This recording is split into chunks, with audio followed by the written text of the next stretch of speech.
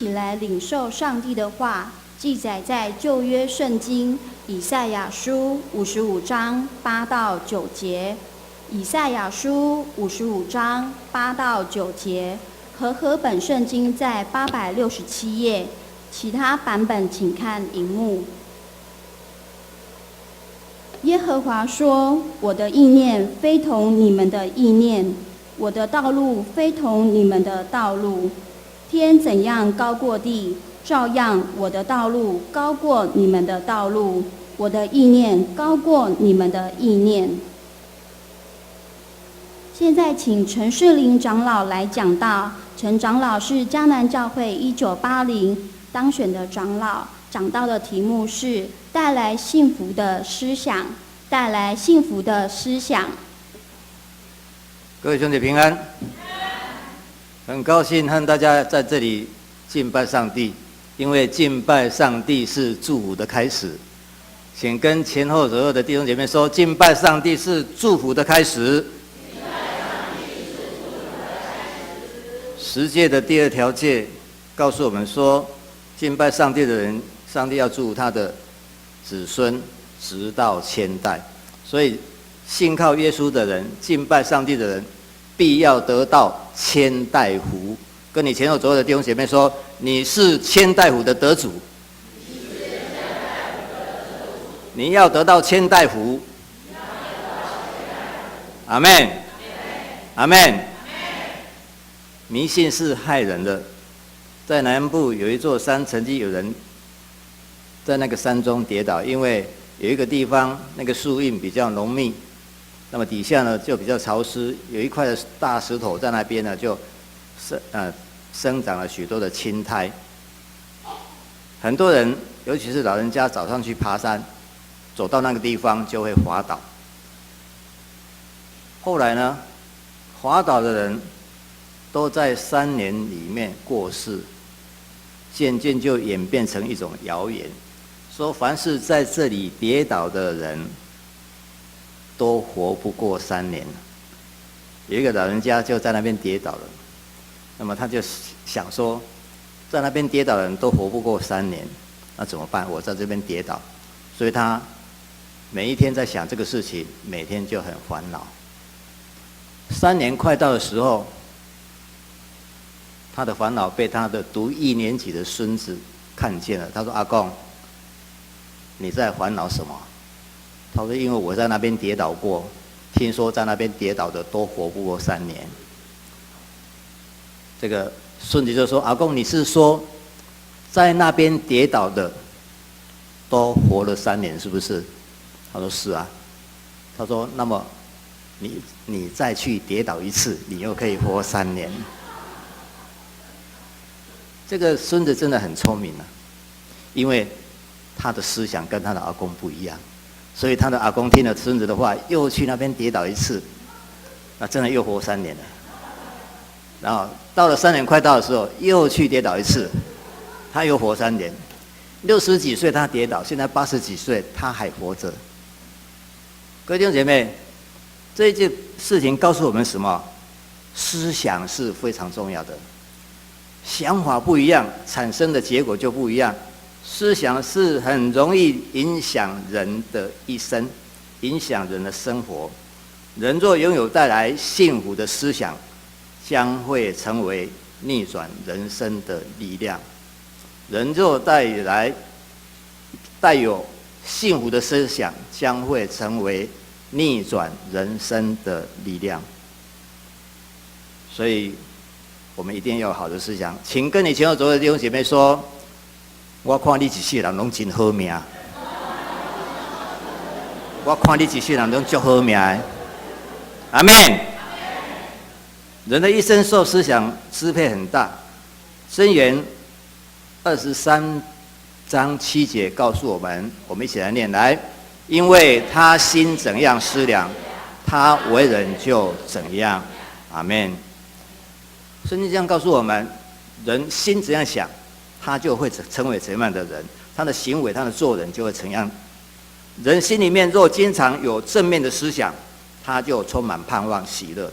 可是人的心里面如果没有充满正面的思想，都是负面的思想的话，那么他就会有失败、罪恶、不安。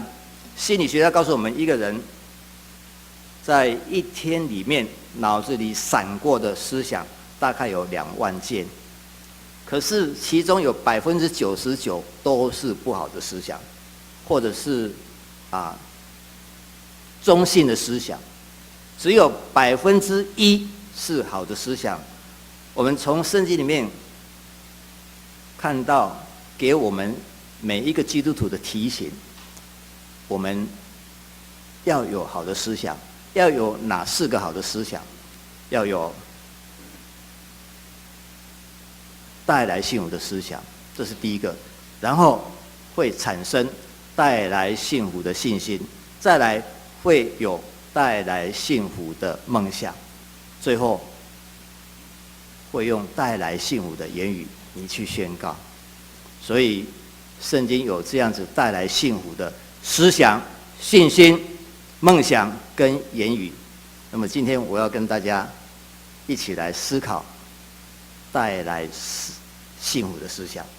那么带来幸福的思想是由神所主导的，就像以赛亚书第55章8到9节告诉我们说，耶和华说，我的意念会同你们的意念，我的道路会同你们的道路，我的道路高过你们的道路，当然我的意念也高过你们的意念。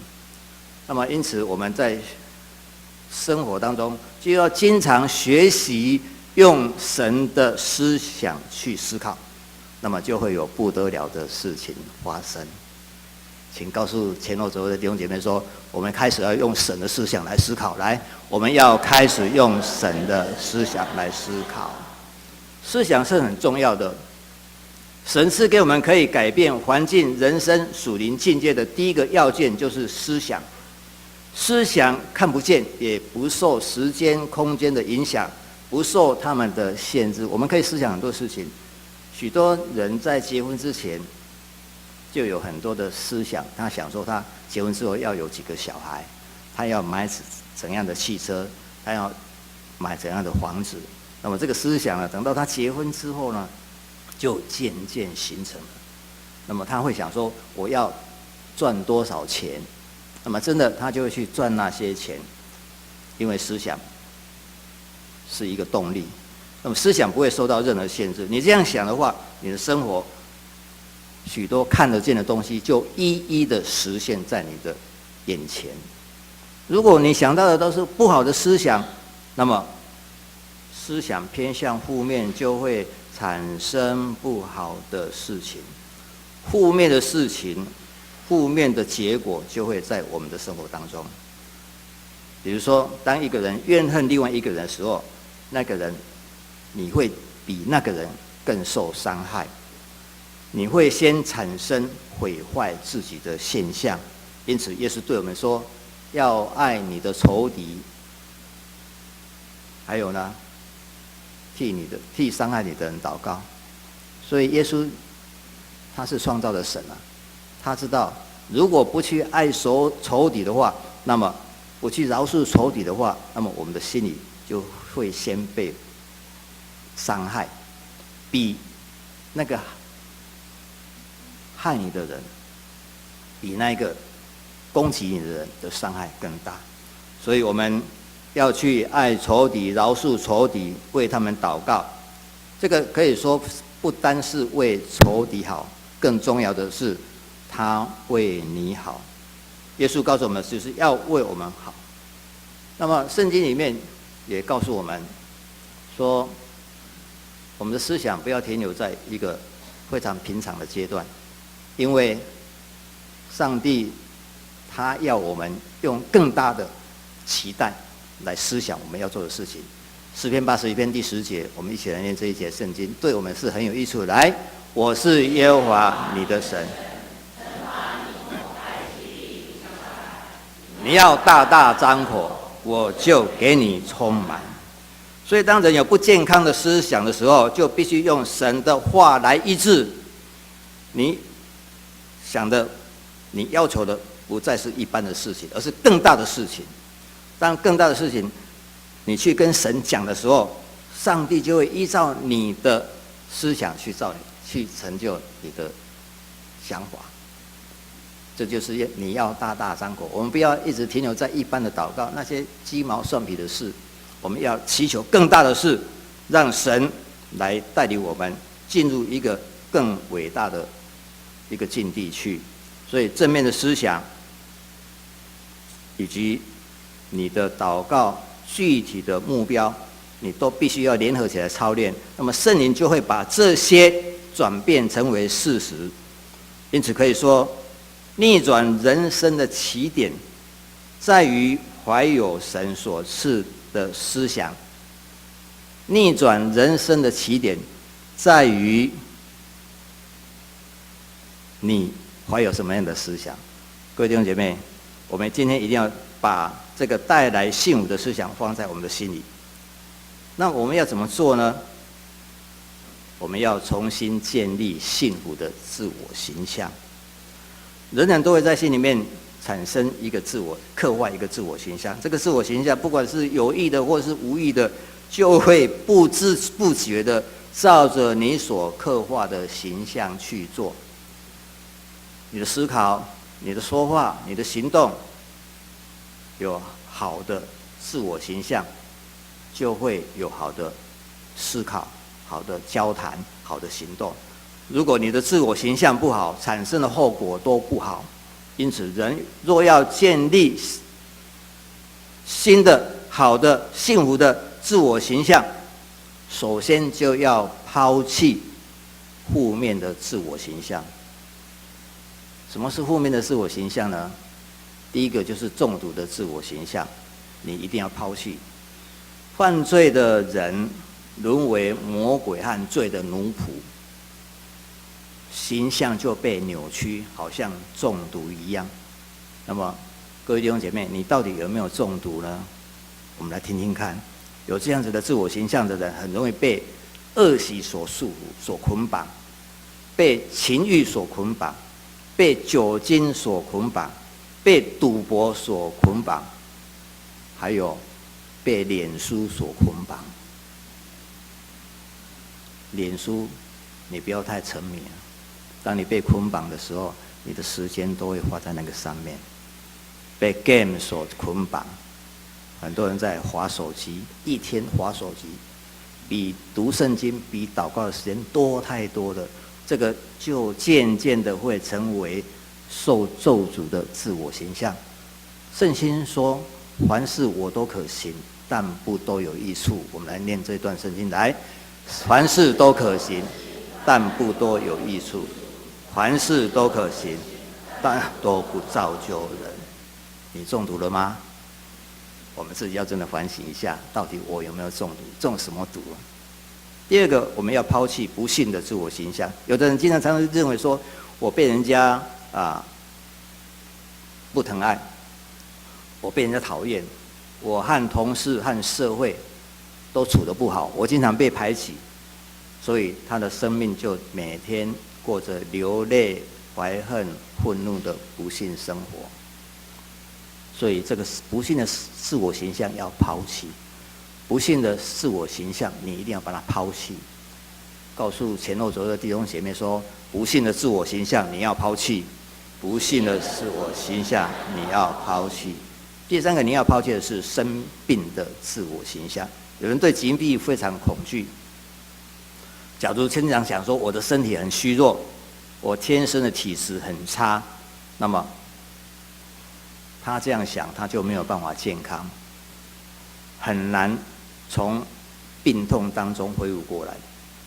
所以你要这样想说，我是没病的，我是健康的，把这种生病的自我形象把它抛弃，你就会得到健康的身体。第四个你要抛弃的是贫穷失败的自我形象。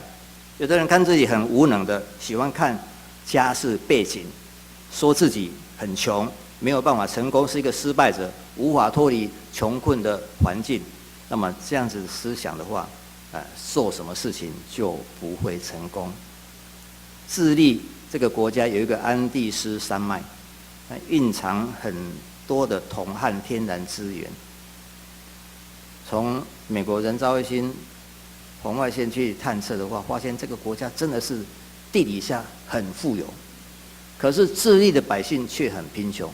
为什么？因为他们想说，我们就是一直这么贫穷，我们没有办法富足。他们的心里面经常充满着失败的自我形象、穷苦的自我形象，所以他们的国家就没有办法富足。各位弟兄姐妹，我们要抛弃贫穷、失败的自我形象，因为耶稣来了，他抛弃天上的荣华富贵，为我们成为贫穷。保罗说，他既然为我们成为贫穷，就是要叫我们得到富足，所以我们一定会得到富足的，我们一定会过很丰富的生活的。告诉你前后左右的朋友说，你会过很丰富的生活，你会过很丰富的生活。第五个，你要抛弃的是自卑挫折的自我形象。有的人经常被轻视，面临困难的时候，面临困难的问题的时候都不敢讲话，在自己的脑海里面经常都有一个被压迫的一种感觉，在自己的脑海里面经常充满着自卑挫折的那种感觉。这种自我形象呢是非常不好的。我们要知道，耶稣爱你，在你还没有信他的时候，他就爱你了，他就为你死了，因为你是为了要接受神的爱而生的人，你是为了要接受神的爱而生的人。敢敢那玫瑰花它是花啊，银花嘛是花呢？难道只有玫瑰花可以改善环境吗？银花改善环境的范围比玫瑰花要来得多呢。从今天开始，你一定要抛弃玫瑰花，可以让环境漂亮，银花也是可以让环境漂亮。我到高雄市政府的旁边那个道路都是花圃，他不种玫瑰花，他都是种银花啊，满片银花真的很漂亮，而且它的环境是很卫生的。所以我们一定要知道，要丢弃不好的自我形象。各位弟兄姐妹，从今天开始，你一定要丢弃这些不好的自我形象，因为你是上帝所爱的人。跟前后左右的弟兄姐妹说，你是上帝所爱的人。阿们。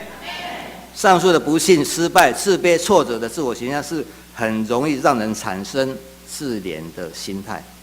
自怜是很严重的罪啦，所以我们要经常在主的面前，把这些自怜的、不好的这些自我形象都要抛弃。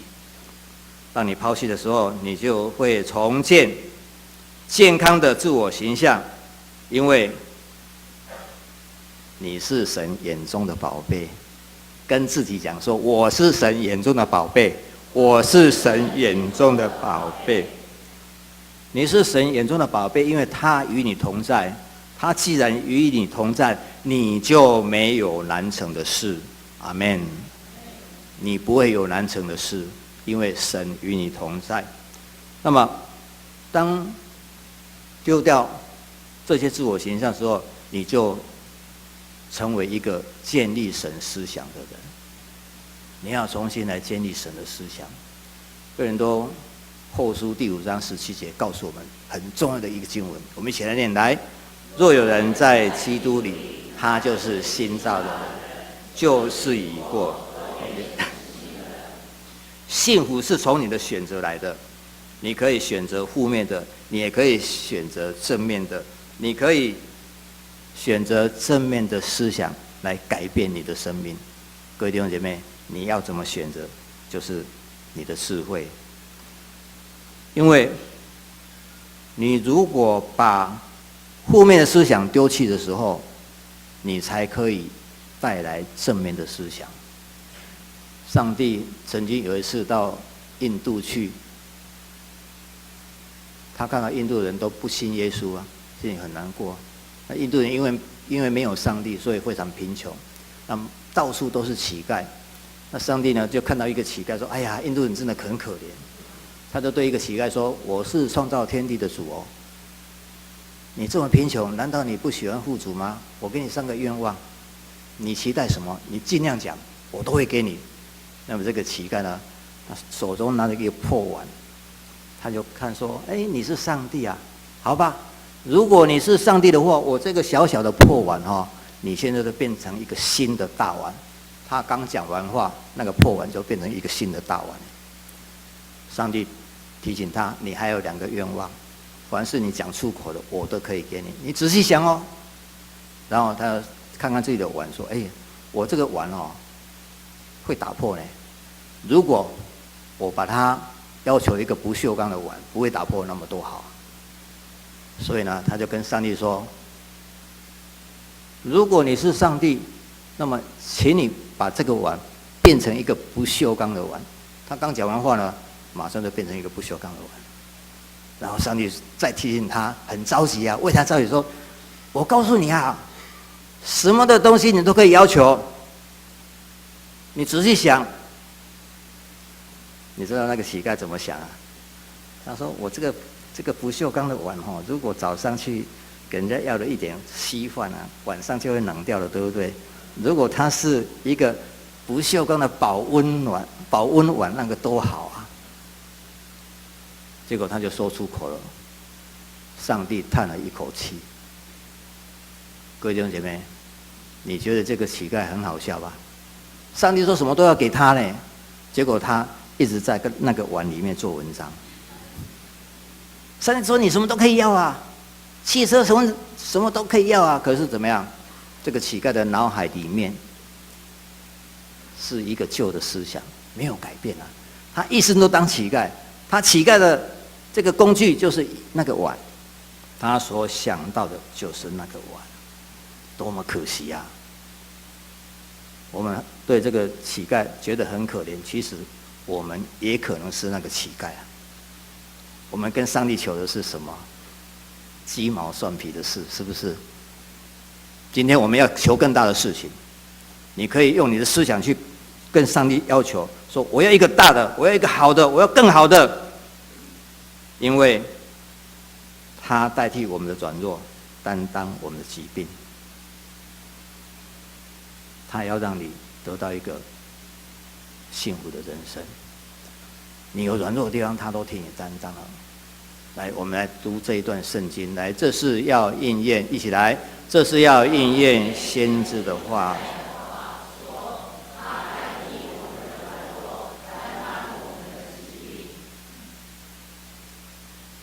那么我们要如何去开发带来幸福思想呢？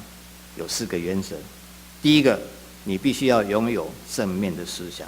正面的思想是充满希望的思想。正面的思想呢，是因为耶稣基督已经在十字架上为我们死了，所以解除我们所有人生的咒诅，你的人生就会充满希望。当保罗离开腓立比教会的时候，他的心情是很高兴的。腓立比教会3番2次派人呢，带着东西来支援他，保罗很感谢他们。虽然他被关在监狱里面，可是他一点的消极思想都不要。保罗他不要那些消极的思想，所以在保罗思想里面，他经常有喜乐，有喜乐。为什么有喜乐？因为他想，在我不好的时候，我相信会变好，所以我喜乐。在我不好的时候，我相信会变好，所以我喜乐。以色列人出埃及的不久，埃及的追兵就在后面，一直在追他们。这个时候，他们为了生命就往前一直冲啊！可是看见前面却有一个红海，哎呀，大部分的百姓就说：为什么红海要在前面呢？没有红海多好啊！各位弟兄姐妹，那真的没有红海，它就糟糕了，因为有红海它才好啊！为什么红海要在前面？因为上帝要让它开，所以上帝就吩咐摩西说：让它开。摩西就拿着那个拐杖说：开呀！红海就打开了，百姓就走过去了。我们现在想，如果没有红海，这百姓就完了，全部会被埃及的追兵杀掉。可是当摩西把拐杖放下来的时候，红海又复合，把所有的追兵全部挡住了。全部淹死了。红海在那边很好啊，为什么那个瞎子巴底买一出生就是瞎眼？因为为了要让他看见。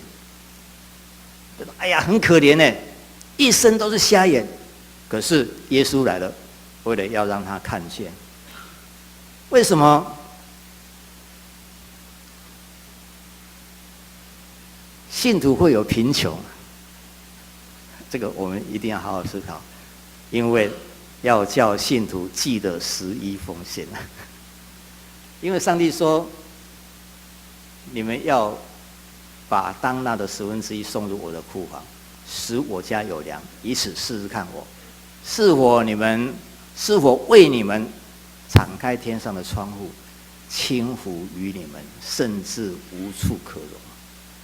各位弟兄姐妹，这个是可以试上帝的一个经文哦，圣经里面很难找到的哦。所以当你家里经济不好的时候，你就要重新思量一下，哎呀，我是不是忘记了1/10的奉献？哈利路亚！当你思想红海要开的时候，上帝就把它打开；当你思想那个瞎子要看见的时候，上帝就叫他看见。真是很好美好的事情，因为你有带来幸福的思想。有一位精神病的医师带着他的病人来到韩国的教会去做礼拜，哇，看到韩国教会那么的热烈，那么热切，这个礼拜之后呢，韩国教会都在现场，还在礼拜中就有病的人出来，大家说哈利路亚，那个牧师这边祷告啊，那一个一个病都被医好了。我第一次去主义岛参加他们的教会，那个牧师站在台前一祷告，161个人得到医治，哇，看了真是傻眼了，什么是这样子？这个礼拜之后呢，这个医生就跟牧师讲了，说牧师，我看你们教会的信徒跟我的病人一样，都疯了。牧师说：是啊，你的病人是为过去的事情疯了，我的信徒是为将来的事情疯了。可是你有没有看到，在我们教会里面那么多的病人得到医治？所以你要带你的病人来信耶稣，才会得到真正的医治。各位弟兄姐妹，有的人因为信耶稣而恢复了丰富的生命跟生活，我们真的要劝他来信耶稣了。你如果生命不丰富，你就要好好的思考，要如何再把你的心智，再把你的一生奉献在主的面前。你的病如果要得医治，你也要经常到教会来，因为敬拜上帝是祝福的开始嘛，不是吗？再讲一次，来，敬拜上帝是祝福的开始。人没有办法用原来的想法去改变事实和现状，可是当我们用上帝的思考，这一切都会改变了。保罗说，再不好的时候，我相信会变好，所以我喜乐。他拥有积极的思想。那么第二个改变的是，你必须要拥有积极的思想。积极的思想就是心存我可以做到的那个想法。积极的思想就是心存我可以做到的想法。沙特阿拉伯要建设大工程的时候，他们炼油厂他们的这个大社区要建设的时候，美国的工程师、欧美的工程师都到沙特阿拉伯去了。大家回来说：“哎呦，天气太热了，怎么到40-50度？”我在杜拜曾经看过那个温度是50度的啊。经过杜拜的时候，就哎呀，真的很热啊！这些工程师回去就报告他们的头家说：“老板不行啊，天气太热，无法工作了。”这个时候，韩国的朴正熙总统就跟Samsung 的前老板说：“你去调查看看，我们能不能够接这个工程？”这个Samsung的老板去那边说回来了，朴正熙总统问他说：“可以吗？”“哦，可以啊。”“怎么可以？大家都说很热。”他说：“我们白天睡觉，晚上工作。”哈利路亚！他有积极的思想，对不对？于是韩国人就把大把的美金用波音747载回韩国。很多人在说那个飞机的门还没有打开，那个飞机门缝里面都夹着100块的钞票。美金呢就这样飞下来。各位弟兄姐妹，人的思想为什么没有实现？因为他没有行动去配合。他第一个没有积极的思想，再来就是没有行动去配合。当这个三星的老板去那边的时候，他用他的行动去配合，他员工白天都睡觉，晚上来工作。所以当你祷告的时候，你一定要用具体的行动去配合，事情就会成就。有一位金牧师，他被派到日本去日本人信耶稣很少，那他韩国人在日本几乎都是信耶稣的，他们在那边工作，他就也邀请日本人来信耶稣，可是真的很少，教会呢也很少，所以一个教区好远好远，那个教区真的很大，可是他只有一辆脚踏车，他就骑这个脚踏车去巡回游时间用足久的，对不对？有没有汽车可以开啊？所以他就跟上帝要说：“上帝啊，我要一辆汽车。”他就把条件写下来，说中古的2000cc 的黑色的Honda汽车，就开始写了。还有他开不超过5万公里，很合理嘛，对不对？这个其实很合理。上帝有没有听他祷告？上帝还没有给他的时候，他就开始操练了。他骑着脚踏车出去巡回游他就嘣嘣嘣嘣，开了，他就开始练习了。转弯的时候就嘣嘣嘣嘣，就练习了。那教会不久呢，来了一个神学生帮助他。看到牧师说：“奇怪，我们牧师在搞什么？我们牧师是不是头脑这样子有问题啊？”结果怎么样？后来他搞清楚，原来我们牧师是在操练有一天牧师要出门，神学生说：“牧师，指着那辆脚踏车汽车我给你温好了，冷气也开了，请上车。”牧师说：“这个神学生也开始上道了不到半年一辆黑色的Honda，还有什么开不到5万公里的2000cc 的汽车就摆在教会门口。你知道这个牧师怎么想法？金牧师他在跟我们讲这个见证的时候，他说：“哎呀，我很后悔，我为什么没有跟上帝要求那个全新的2000cc 的这个尼桑的各位弟兄姐妹，你要大大张口我就给你充满。这是上帝讲的话，上帝不能把他自己的话收回来所以你凭信心，你用思想去想，你把它写下来，你有肯定的思想，你还有具体的行动去配合，上帝就为我们成就。第三，你要拥有创意的思想。创意的思想就是你不安于现状，想出别人没有想到的，也就是向上帝求智慧。智慧就是创意思想的根源。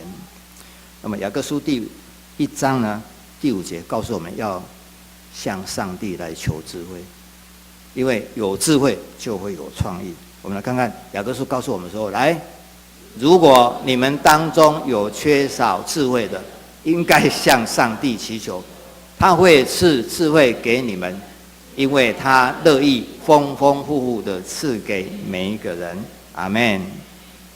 你祈求了吗？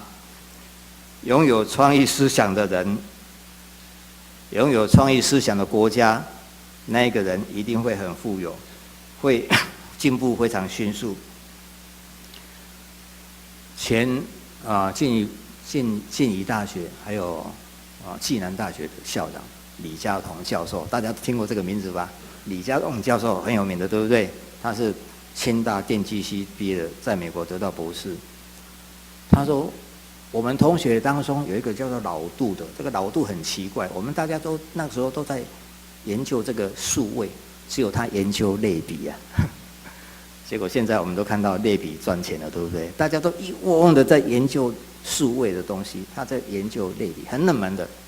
这个老杜呢，后来就开一家自己的公司，专门在做类比的这个公司。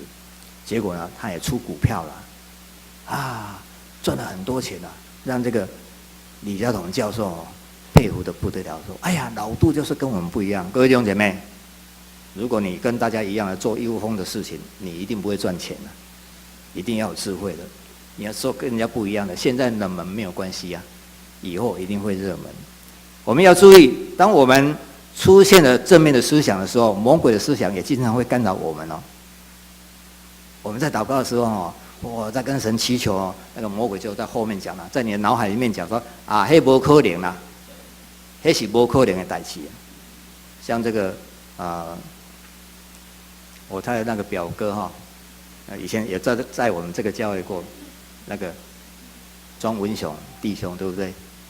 拜了这些的神明，拜了63年，他要来信耶稣，他儿子当牧师啊，那个庄义敏牧师很有名的，他那个教会呢，从他接200多人，现在已经上千人了，哦，我们迦南教会要真的急起直追哦。结果都那是无可能的代志啦，拜遐久啊，要叫他来信耶稣，他有可能？人家那个庄义敏牧师他就有信心啊，因为祷告啊，祷告没几年，他妈妈就受洗了，妹妹也受洗了，再没几年呢，他爸爸也受洗了，66岁受洗。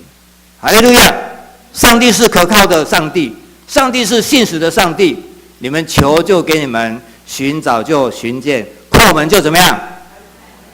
阿们！大家都记得很好。我们要记得，我们一定要好好的去求。你一定要有智慧，有创意性，你就会看到上帝为你成就大事。我们的生命当中，我们的生活当中，要经常的用有创意性的思想去思想，这样子你的生命就会改变，你的周围也会改变。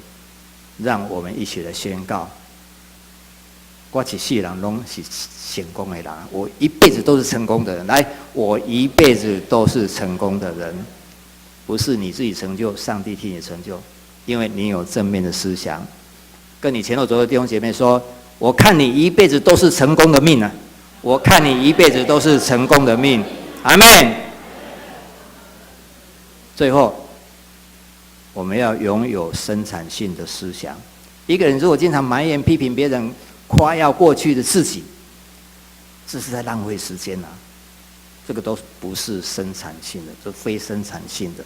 那么生产性就是要营造意象，树立目标和计划，创造出天国的价值，彰显神的荣耀。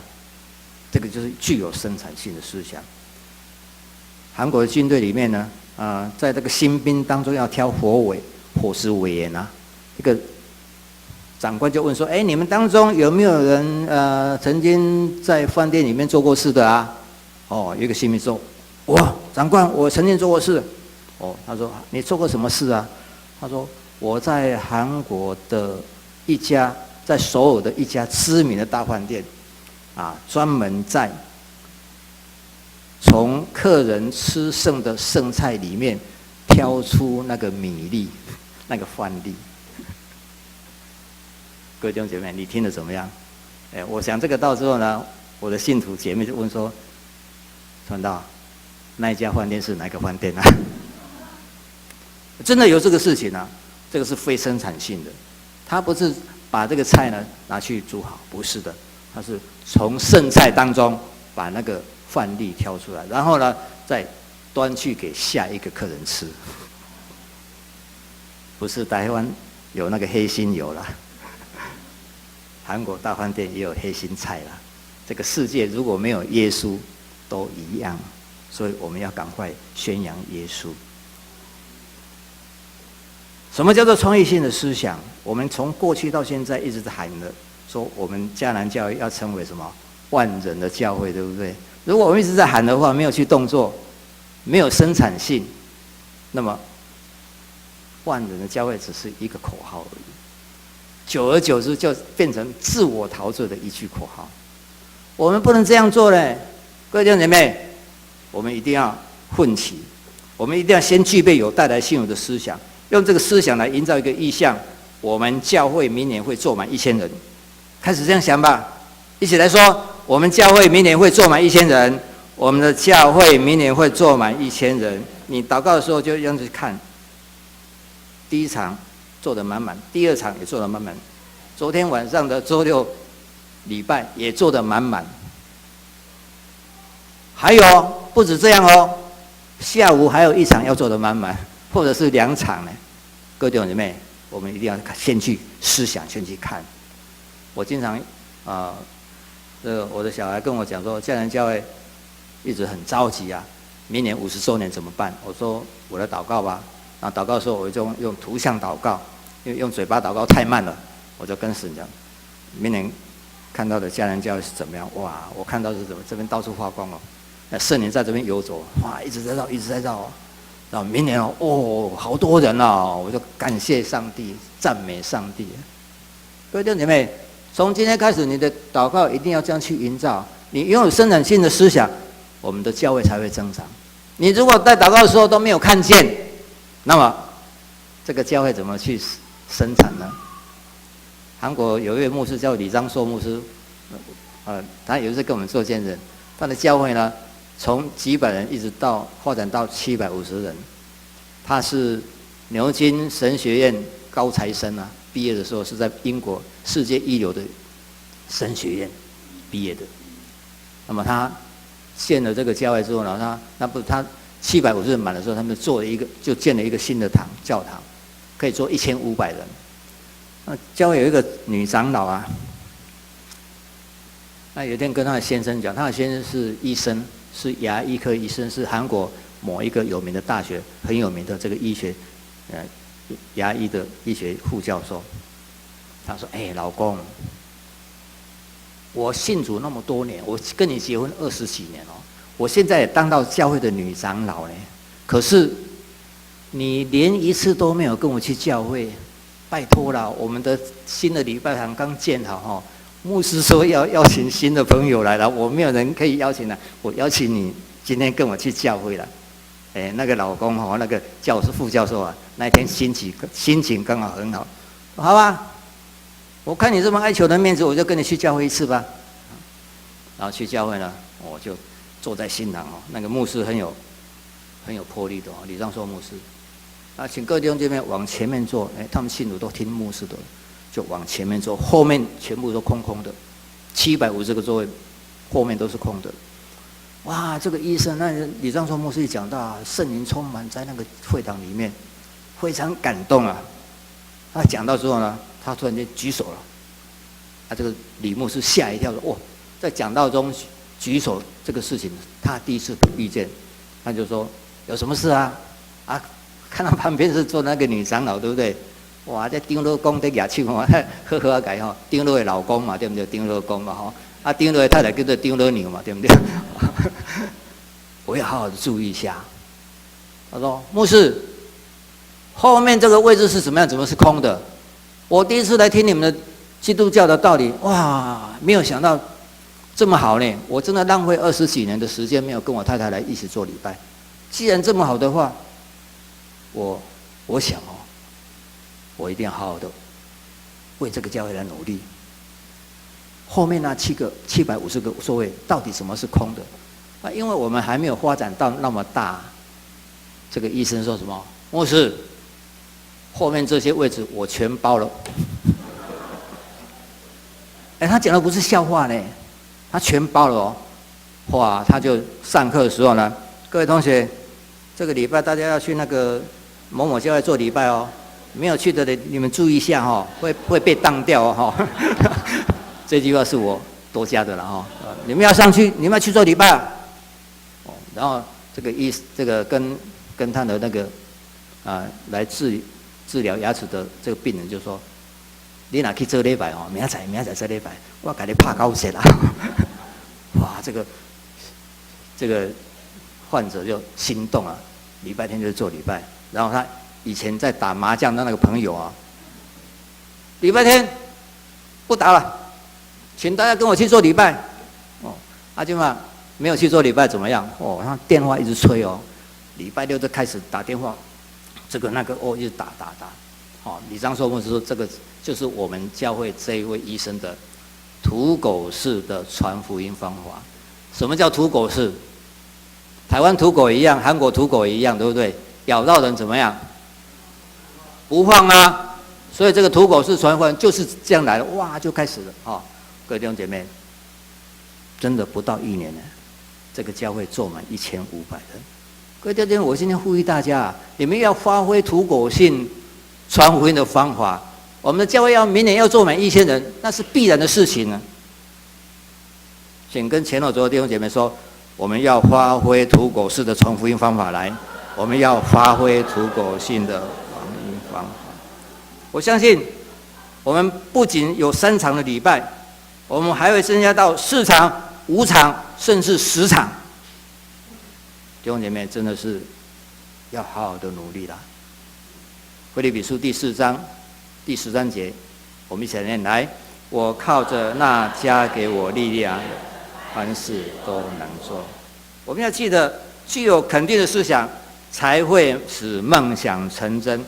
保罗告诉我们说，我靠着那加给我力量的，凡事都能做。本来他这个是在指物质的事情啊，可是后来现在的基督徒就把它拿来做任何事情，都用这个经文在祷告，在跟神讲。那么这个经文呢，我们念了我们就去做，不要停留在嘴巴上。为什么很多人都没有成功？因为这个经文一直停留在你的嘴巴了，没有去行动。所以我们要行动，我们有思想，还要马上加上行动，宣告说：我行，我可以，我要去做。来，大家说：我行，我可以，我要去做。开始行动吧。我刚刚讲去日本那个金牧师，他是一个宣教师啊，他去日本被派到香港去，到香港不久呢，就接到他的一个31岁的信徒打电话给他说：牧师，你有没有在替我祷告啊？牧师说：哎呀，对不起，刚来香港太忙，忘记替你祷告。我从今天开始我会记得为你祷告。又过了1个多月呢，那个信徒又打电话了。牧师，你到底有没有替我在祷告啊？有啊，我跟你讲哦，我如果没有结婚的话，你要负责哦。一定的，我一定会替你祷告啊！没有多久呢，这个金牧师被调到日本去了哈，所以其实有那个宏大的黑色轿车就是他啦。然后他接到电话了，又是这个信徒的牧师，你真的有替我祷告吗？有啊。那我为什么到现在还没有结婚呢？好，我替你想办法。然后这个金牧师他就真的很爱他的信徒人，他去日本买那个皮夹会包了哈，还有皮带、领带，因为这个信徒是女的，买了10样的东西呢，就包装得很好，然后写一封信在这个里面就寄回去了。他说：姐妹，你每天要跟神祷告，说主啊，皮夹、皮带、领带都有了，可是它的主人在哪里呀？这个姐妹真的照牧师的话去祷告。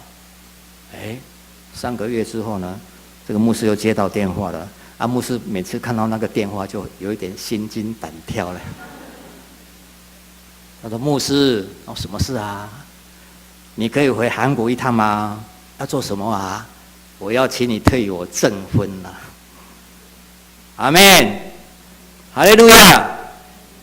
真的，我们要好好的用思想、用行动去。这个姐妹，因为她有照牧师的话说：主啊，皮夹、皮带、领带都有了，可是它的主人在哪里？没有几个月，她就结婚了。各位弟兄姐妹，带来信仰的思想要以具体的行动来配合，上帝很快就会为你成就，幸福很快就会临到你的身上。让我们经常用信心宣告：我行，我可以，我要去做。来，一起来，我行，我可以，我要去做。愿上帝祝福你们，让你们拥有带来幸福的思想，完全改变你的生命跟生活。也愿上帝祝福我们迦南教会，明年一定会成为1000人以上的教会。阿们，大声一点啊！阿们，一起来祷告。各位弟兄姐妹，如果你是一个还没有相信耶稣的人，你幸福吗？你的生命是不是过得很彷徨呢？我今天要告诉你，你要来信靠耶稣，因为信靠耶稣就能终止人生的彷徨。各位弟兄姐妹，我很诚恳的邀请你，你一定要信靠耶稣，你会终止你人生的彷徨。你自己思考一下，这是你一个机会，一个很好的机会。如果你要相信耶稣，如果你还没有信耶稣的，你要相信耶稣，让他成为你一生的主，一生的救主。你可以举手，你可以举手。好，如果我们都是相信耶稣的人，已经信耶稣的人，那么你觉得你的思想有很多负面的吗？你的信仰彷徨吗？你来到教会受的伤害而让你的信仰彷徨吗？今天上帝对你说话，圣灵要动工在你身上，你不必再觉得彷徨，他要复兴你，他要复兴你，因为找到好教会就能终止信仰的彷徨。所以弟兄姐妹，奋起吧，奋起吧！我们明年要成为1000人以上的教会，那么你决志要带几个人来信耶稣呢？你决定要怎么委身于这个教会呢？如果你有决定的，如果你现在想委身的，请你把你的手放在胸前，我要替你祷告。你要委身决志，你要带人来信耶稣，就请你把你的手放在你的胸前，我要替你祷告。感谢主，哈利路亚！主耶稣，我们谢谢你，因为你受刑罚，我们就得平安；你受鞭伤，我们就得医治。你为我们放弃天上的荣华富贵，为我们成为贫穷，为了要让我们的贫穷的生活脱离了，而成为富足。感谢耶稣，谢谢主。主，你看到我们的教会，我们正处于一片盼望的时候，所有的信徒正积极的要往1000人的教会来发展的时候，主啊，你奋起我们的心，你再一次提醒我们，让我们产生带来信徒的思想，用这样子的心来祷告。主，你看到我们弟兄姐妹的决定，他们委身，他们要带他们的朋友来。主，我们谢谢你，孩子恳求耶稣基督，你把你的福气降在这些人身上，让他们有能力，让他们得到正面的思想，从神你那边得到祝福。神你的能力在他们身上的时候，他们就能够发光，做很多伟大的事情。感谢主，赞美主。孩子在恳求您，让这些人都能够完成他们的愿望，让他们的委身让主你看见，神你就帮助他们成就大事。感谢赞美主，感谢赞美主。主，孩子要恳求你来帮助我们，我们从今天开始都要具备带来幸福的思想。主，求你让我们这有幸福的思想的时候，我们教会就要因此而复兴。我们要因此而复兴。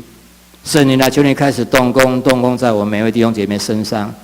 哈利路亚，哈利路亚！主，我们看见这个教会1场、2场、3场要做得满满的，还有第4场、第5场也要做得满满的。哈利路亚！主，让我们看见啦！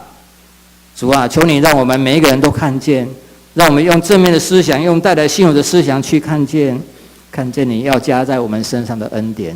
哈利路亚！感谢赞美主，感谢赞美主。孩子的祷告不配，都是奉耶稣基督的圣名，阿们。